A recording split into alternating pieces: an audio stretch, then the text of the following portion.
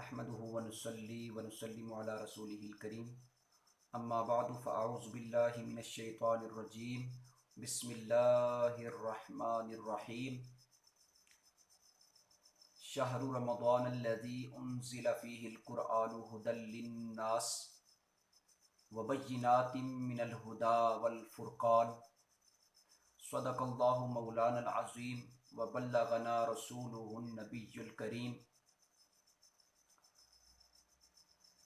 اللہ عز و جل کے فضل و کرم اور آقا دو جہاں صلی اللہ تعالی علیہ وآلہ وسلم کی نگاہ نبوت کے طفیل ماہ رمضان کی آمد ہے۔ ماہ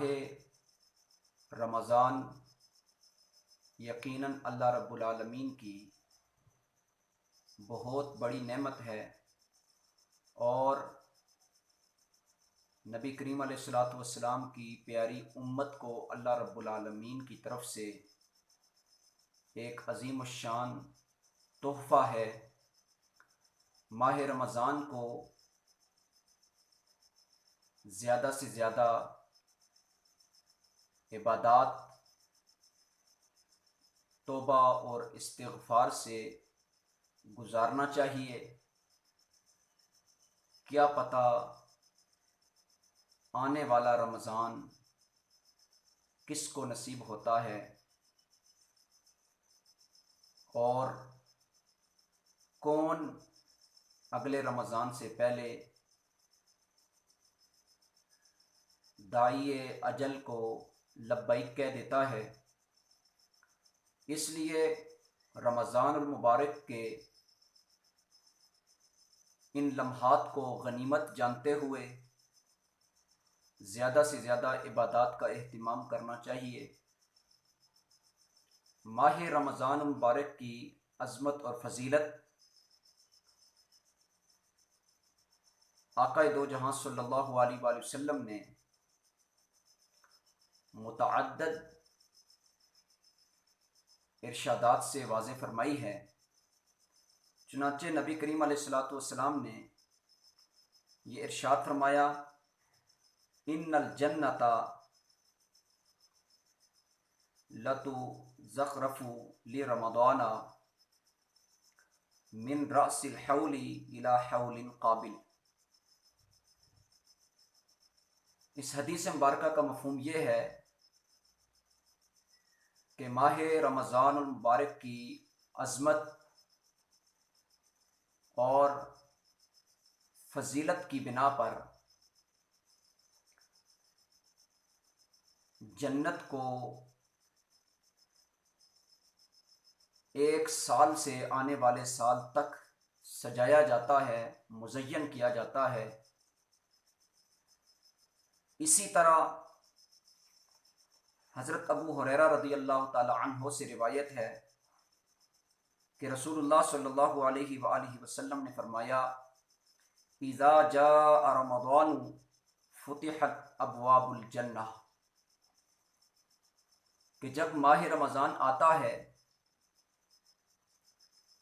تو جنت کے دروازوں کو کھول دیا جاتا ہے۔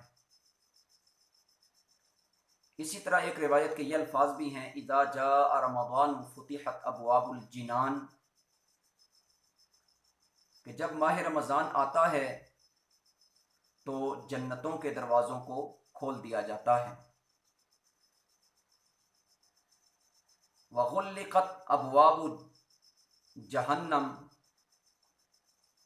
اور جہنم کے دروازوں کو بند کر دیا جاتا ہے۔ اور ایک روایت میں وغلقت ابواب النار، اور دوزخ کے دروازوں کو بند کر دیا جاتا ہے۔ وصفدت الشیاطین، اور دوسری روایت میں وسلسلت الشیاطین کے الفاظ مروی ہیں کہ شیاطین کو ماہ رمضان کی آمد کے ساتھ ہی قید کر لیا جاتا ہے جکڑ دیا جاتا ہے۔ اسی طرح حضرت ابو ہریرہ رضی اللہ تعالی عنہ سے ایک اور روایت ہے کہ رسول اللہ صلی اللہ علیہ وآلہ وسلم نے یہ ارشاد فرمایا، اذا کان رمضان فتحت ابواب الرحمہ،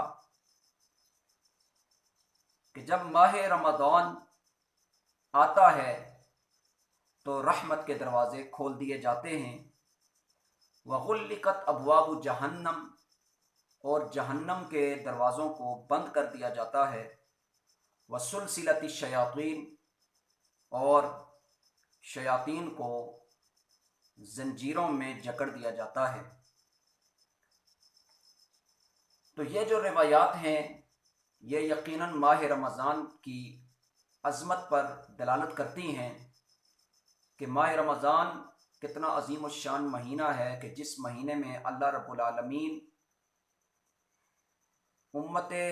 محمدیہ صلی اللہ علیہ وآلہ وسلم پر کتنا کرم فرماتا ہے،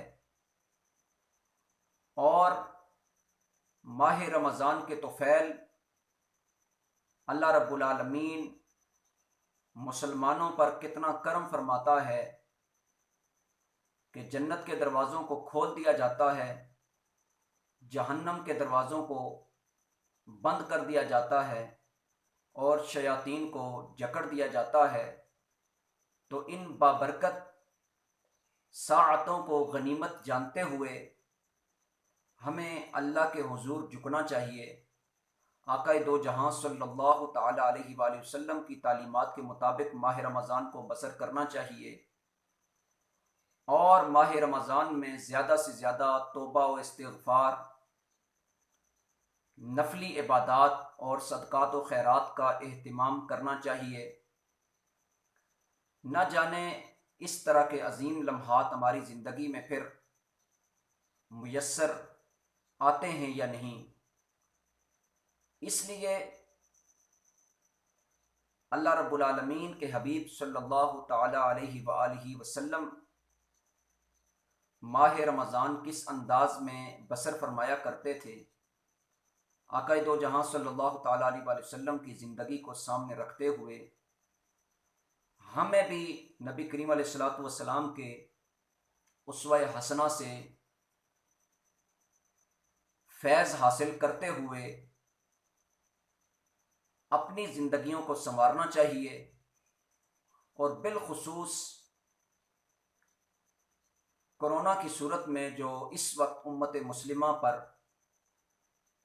ایک وبا چل پڑی ہے، تو اس مشکل گھڑی میں اپنے مسلمان بھائیوں کا ساتھ دینا چاہیے۔ نبی کریم علیہ الصلوۃ والسلام کی حدیث مبارکہ کے مطابق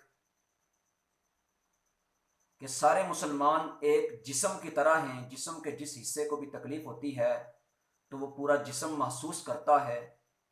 تو یوں ہی دوسرے مسلمان بھائیوں، غرباء، فقراء اور مساکین کی تکالیف اور ان مشکل لمحات میں ان کی تکالیف کو اپنی تکالیف سمجھتے ہوئے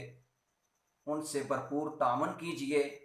اللہ رب العالمین ہم سب کو آقا دو جہاں صلی اللہ تعالی علیہ وآلہ وسلم کے صدقے زندگی میں بار بار ماہ رمضان عطا فرمائے، اور ہمیں ماہ رمضان کے تقدس کو برقرار رکھنے کی توفیق عطا فرمائے۔ وآخر دعوانا ان الحمد للہ رب العالمین۔